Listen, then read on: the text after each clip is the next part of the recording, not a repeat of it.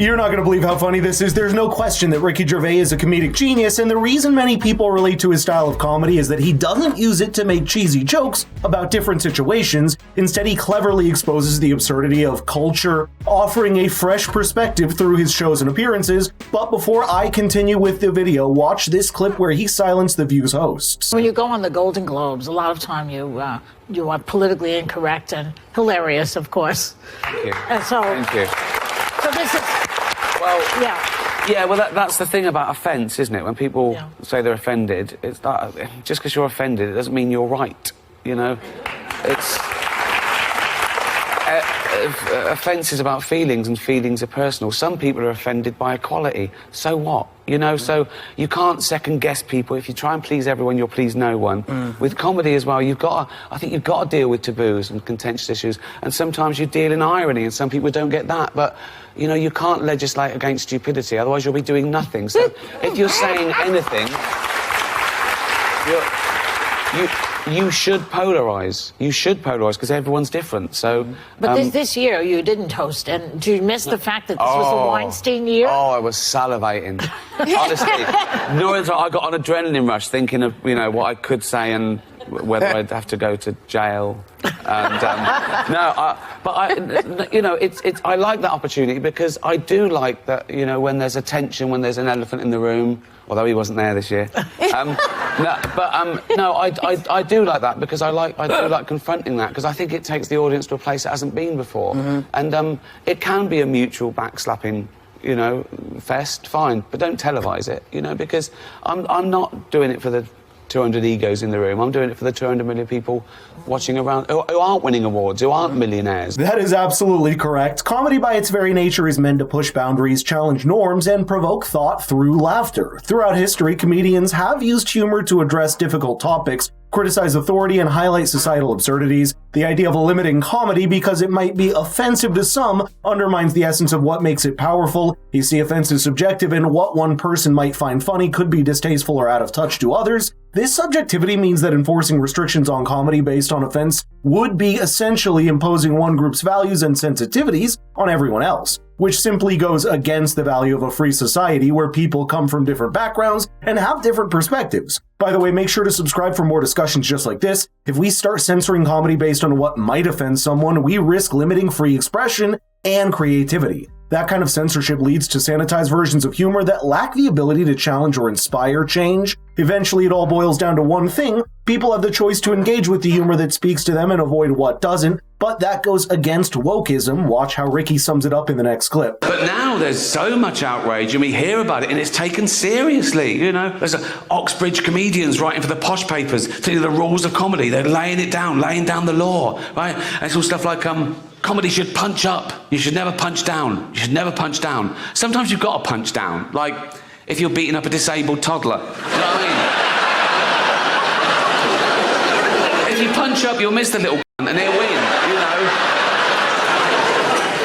I like that joke because it highlights the difference between metaphorical punching down in jokes and actual punching down. But people nowadays want you to believe that words are actual violence, right? Now, you laughed at a joke about beating up a disabled toddler. No one got hurt. If I'd have actually dragged out a disabled toddler and started beating him up, you would laugh, right? That's why I dropped that bit. That's the woke culture for you in a nutshell. What makes this problematic is that they take everything you say literally, focusing on the exact words rather than the metaphorical or satirical meaning behind them. And when someone is hypersensitive to such issues, the defense mechanisms are activated and the focus is shifted towards the surface level language instead of focusing on the context and the intent behind the joke or the statement. If you grasp this, society will make more sense to you. For example, a comedian might use hyperbolic language to criticize society or to point out a flaw in logic. To someone who understands the metaphorical nature of the joke, it's clear that the comedian is not endorsing the exaggerated statement, but is instead using it to make a point. However, if someone interprets the joke literally, they might view it as offensive or harmful, completely missing the satire. That's why we see an increasing number of comedians resorting to self-censorship or avoiding certain topics altogether. Chris Rock talked about this issue as well when he was the presenter of the 2019 New York Films Critics Circle Awards, starting with his monologue with, quote, "If it was 5 years ago, I could say something real offensive and funny right now, but I can't do that anymore, so hey!" Hi guys. Ricky G here, wellness and beauty influencer. As a celebrity, I know all about stuff, like science and politics. So trust me when I tell you who you should vote for. If you don't vote the right way, that's like a hate crime, and it makes me sad and angry, and I'll leave the country. And you don't want that. It's like these people think that the more followers they have, the more their expertise on everything in life transcends beyond our level of understanding. This phenomenon is particularly evident on social media, where celebrities frequently use their large following to advocate for specific causes or to criticize those who do not share their viewpoints. They often present their opinions as facts, and their fans eager to mirror their idols may adopt these views without question. This contributes to the spread of misinformation because, let's be honest, they are no experts on the subject matter they're preaching. It's like me telling NASA scientists how to handle the space program, which doesn't make any sense. Additionally, the influence of woke celebrities can lead to a kind of cultural gatekeeping where only certain perspectives are deemed acceptable and others are marginalized or silenced. For example, a celebrity might advocate for a particular social justice cause and, in doing so, frame anyone who disagrees as morally deficient. This black and white thinking ignores the complexity of social issues and can alienate those who may have valid concerns or differing perspectives. I once tweeted, right, I've put on £7 and a picture of me with a big belly. Do your worst. Insult me, right? People said, you shouldn't fat shame. What, me? I shouldn't fat shame me. Right, okay, my bad. Yeah. It's ludicrous what people get upset about. They haven't thought it through, because Twitter's turbo.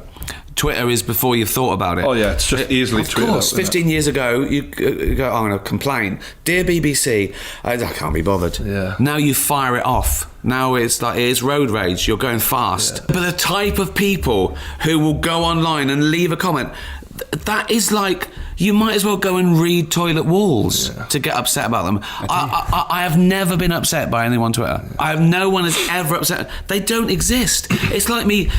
Honestly, they think I'm too happy. That was the dire state of Twitter before Elon Musk took over. Many people have rightfully called it a hotbed for progressive ideologies because it became a space where social justice issues, identity politics, and cancel culture thrived. What made it worse is that the website's leadership was in on it as well, because its algorithms and moderation policies at the time appeared to favor content that align with progressive values, while conservative or alternative viewpoints were sometimes suppressed or outright suspended, like Jordan Peterson and the 44th president of the US, Donald Trump, sparking debates about free speech and bias on the platform. As a result, Twitter before Musk's takeover was often criticized for creating a climate of intolerance towards dissenting views and contributing to the creation of echo chambers that reinforce certain ideologies without room for meaningful debate. Public shaming and cancel culture became widespread tactics used to enforce ideological conformity. And apart from that, what are your thoughts on this? Do you think Ricky makes valid points? Let's get the conversation rolling in the comments down below.